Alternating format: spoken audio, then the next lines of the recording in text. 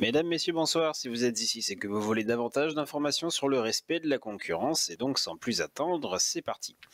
Vous le savez désormais, grâce au management et à l'économie, les entreprises s'affrontent sur les marchés pour maximiser leurs profits et gagner des parts de marché et cet affrontement, on l'appelle la concurrence.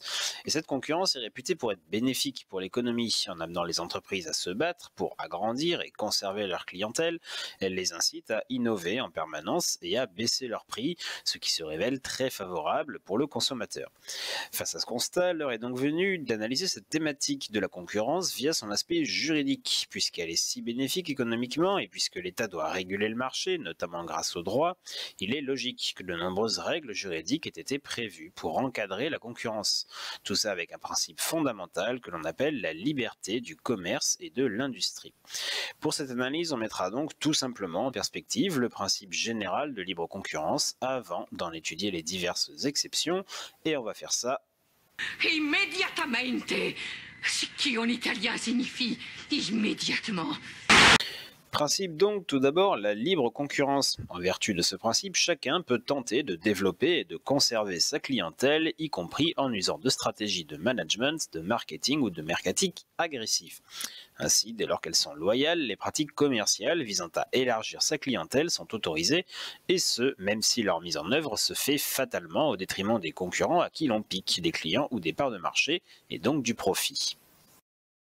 Salut, très cher client, j'aime l'argent. Sont ainsi tolérées les pratiques telles que les campagnes de promotion visant à réduire temporairement le prix de vente d'un produit, l'usage de la publicité ou le recours à des biens et des techniques innovantes. Est également autorisé le fait de s'installer pour exercer une activité dans un endroit où une autre personne exerce déjà une activité similaire. À ce titre, on notera que le droit instaure et défend la liberté d'entreprendre, permettant à toute personne de créer, si elle le désire, son activité économique. Toutes ces pratiques commerciales doivent permettre d'obtenir des avantages concurrentiels sur les autres acteurs du marché et vont nécessiter une réaction de la part de ces concurrents, ce qui est exactement le but recherché par la législation.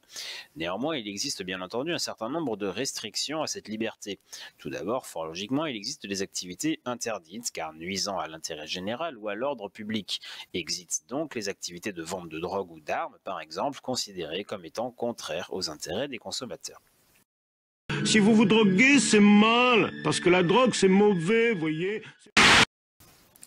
Par ailleurs, il faut souligner qu'un certain nombre de réglementations ont un effet indirect sur la concurrence. À ce titre, les règles du droit de la consommation, dont, rappelons-le, l'objectif est de protéger les consommateurs contre les pratiques abusives des professionnels, viennent limiter la possibilité d'action des entreprises et donc, par voie de conséquence, les choix qu'elles peuvent faire en matière de concurrence. Tel est également le cas avec un certain nombre de règles permettant à l'État de réguler les marchés. Ainsi, l'encadrement des prix sur certains marchés vient par exemple empêcher les entreprises de ces secteurs de jouer sur les prix afin de lutter contre leurs concurrents. Mais si ces exceptions ont un effet indirect sur la concurrence, il est à noter que certaines règles juridiques sont carrément des entorses directes et volontaires au principe de libre concurrence. Et c'est ça qu'on va voir maintenant en étudiant les actes de concurrence déloyale. Eh ben, je sais pas ce que c'est, mais ça a pas l'air marrant. Ainsi, les textes prévoient de façon explicite l'interdiction de certains comportements jugés comme déloyaux et donc contraires à la bonne pratique du commerce. De nouveau, on retombe sur une logique de bonne foi. S'il est possible d'attaquer les concurrents pour leur prendre des parts de marché, cela ne doit cependant pas se faire de façon abusive ou illégale. À ce titre est tout d'abord interdite l'imitation d'un signe distinctif d'un concurrent et ce afin de ne pas induire le consommateur en erreur. Le nom des enseignes, des produits, des logos par exemple font ainsi l'objet d'une protection dans leur rattachement à une entreprise particulière, laquelle doit s'organiser pour s'octroyer l'exclusivité de leur utilisation. Par ailleurs, est également interdit le dénigrement, une pratique qui consiste, comme son nom l'indique, à nuire, à porter atteinte à l'image de marque d'un concurrent ou à dévaloriser son entreprise. Il en résulte que la concurrence doit se faire en vantant ses propres mérites et non en soulignant les éventuelles faiblesses des autres entreprises. Tu pousses le bouchon un peu trop loin, Maurice. Le parasitisme est également interdit. Profiter de l'idée d'un concurrent qui a fait ses preuves, tirer profit sans rien dépenser des efforts et des compétences d'un concurrent n'est pas autorisé, de nouveau pour des raisons de déloyauté. Enfin, il n'est pas non plus permis de désorganiser ou de déstabiliser une entreprise concurrente, par exemple en débauchant ses salariés ou en l'empêchant d'organiser comme elle le souhaite le fonctionnement de son activité. Afin de s'assurer que les entreprises ne s'abaisseront pas à ce genre de pratiques, le droit prévoit, en plus de l'interdiction de ces comportements, les sanctions auxquelles s'exposent les contrevenants. Il est donc à noter que l'auteur d'un acte de concurrence déloyale engage sa responsabilité extra-contractuelle et devra donc réparer les dommages qu'il aura causés à autrui sur la base des règles vues dans le thème 2 de ce cours. J'en ai déjà parlé dans un autre épisode, mais je vous dis pas lequel. Voilà. Faut tous le regarder pour savoir lequel c'est. Charge donc à la victime d'un acte de concurrence déloyale d'agir en justice contre l'auteur de l'acte tout en apportant les preuves de son dommage et du lien de causalité entre l'action et le préjudice subi. Sur le plan civil, l'auteur sera donc condamné à cesser immédiatement l'acte de concurrence déloyale par le tribunal des affaires économiques.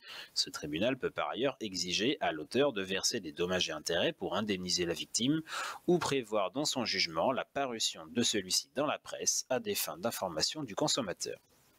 Ah non mais c'est pas pourri du tout, c'est même très bien. Mesdames et messieurs, voilà qui met fin à cette synthèse. Merci beaucoup pour votre attention. Attention que j'attire sur les quelques points suivants et notamment sur le fait que ceci n'est qu'une synthèse qui n'entre pas dans le détail de toutes les notions indispensables et que vous devez approfondir pour vos révisions. Sur ces bonnes paroles, je vous laisse et comme disait l'autre... Allez, à ciao, bonsoir.